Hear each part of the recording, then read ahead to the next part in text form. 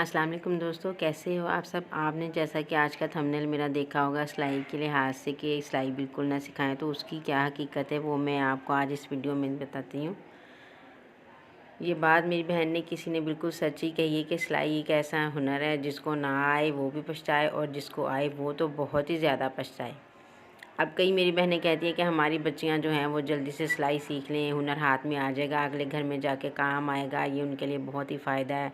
तो मैं कहती हूँ ये सरासर उनके लिए नुकसान है। उनके लिए किसी भी फ़ायदा बहुत ज़्यादा कम और नुकसान बहुत ज़्यादा है इसमें। आपकी बेटी के लिए इसमें सिर्फ नुकसान है और कुछ भी नहीं है। जब कहीं आपका इवेंट कोई आ रहा है, शादी आ रहा है, तब उसके लिए टेंशन, जब कहीं जाना है तब उसके लिए टेंशन, जब कोई घर में आया हुआ है तब उसके लिए टेंशन, और जब किसी ने कहीं बाहर जाना है तब उसके लिए टेंशन। एक तो सिलाई के लिहाज से अब ईद वगैरह आ रही है तब उसके लिए टेंशन। ऐसे ये काम उसके ऊपर प्रेशर बढ़ता जाएगा और उसको अपनी भी होश नहीं रहेगी और घर की भी होश नहीं रहेगी और शौहर की तरफ से भी उसकी लागार्जी ज़ाहिरी सी बात है सामने आई। वो अपने काम के बर्डन में मजबूर, टेंशन में, और हर कोई चाहता है कि उसे प्रॉपर टाइम भी उसका मिलना चाहिए। घर भी टाइम मांगता है, बच्चे भी टाइम मांगते हैं, शौहर भी टाइम मांगता है। और वो जो उसने अपनी ऊपर ज़िम्मेदारी ली हुई है, ना वो कोई शौहर समझता है इस बात को कि वो किस लिए कर रही है, वो क्यों कर रही है, ना उसके घर वाले इस बात को समझते हैं कि वो इतना जो प्रेशर ले रही है, वो टेंशन ले रही है, वो क्यों ले रही है। कोई मेडल नहीं मिलता किसी से भी, ना शौहर हजरात से, ना ख़ानदान वालों से, कि हमारी बच्ची को जो है सिलाई कर रही है वो कैसे पूरा कर रही है, वो कैसे कर रही है। ये पहले तो जब आप शादी करते हैं अपनी बच्ची को बिल्कुल सिलाई मशीन दे ही ना, अगर दे ही दी है ठीक है, तो आप तो उनको बिल्कुल ना बताएं कि हमारी बच्ची जो है वो सिलाई कर लेती है। जब वो उनको पता चलेगा कि वो सिलाई कर ली, तो आहिस्ता आहिस्ता आहिस्ता उसके ऊपर काम का जो बोझ है वो बढ़ता जाता है। और वो शुरू में तो बड़ी खुशनसीबी से इसको पूरा करती है, लेकिन वो देखते ही देखते जो है वो बोझ का वो उसके जिस्म का एक हिस्सा बन सकता है, उसकी रूटीन में एक शामिल हो जाता है। अब हमने घर को भी प्रॉपर टाइम देना है, बच्चों को भी देना है, शौहर को भी देना है, ख़ानदान वालों को भी देना है, और ये सिलाई को भी हमने मैनेज करना है।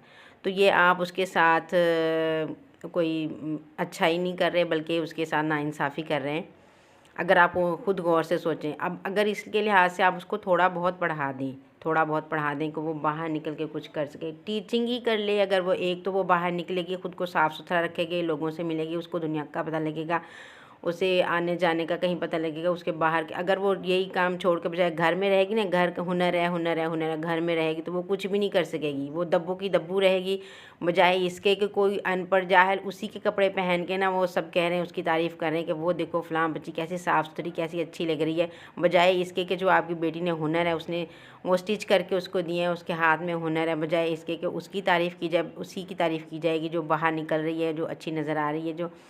और वो जो बेचारी घर में बैठी हुई है उसके ऊपर प्रेशर इतना होता है कि वो ख़ुद को भी तवज्जो नहीं दे सकती।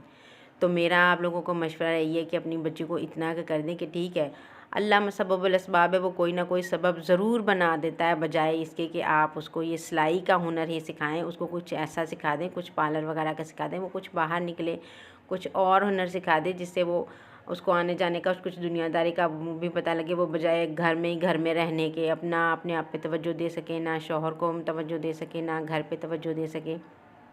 सिलाई के में अपने आप को वो गर्क कर ले बिल्कुल, ना उसकी कुछ रूटीन रहे, तो ये आप उसके लिए बिल्कुल ही अच्छा नहीं कर रहे। अगर आप दिमाग से सोचेंगे तो आपको मेरी बात जो है वो बिल्कुल 100% सच नज़र आएगी।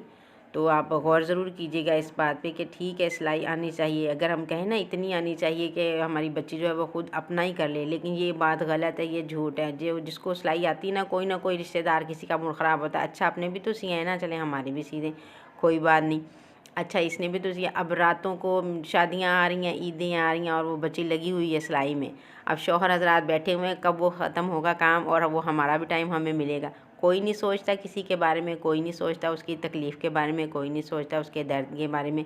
ये सिर्फ वालिदैन हैं जो उन्होंने अपनी बेटी का प्लीज़ ख्याल करें, सोचें, और ये अपने माइंड से, दिमाग से ये बात निकाल दें कि सिलाई जो है वो बहुत ही अच्छा हुनर है और हमारी बेटी को जो है वह ज़रूर आना चाहिए। इसके बगैर भी ज़िंदगी है। आखिर हम सिलाई करते तो हम दूसरों को भी तो सीते हैं ना।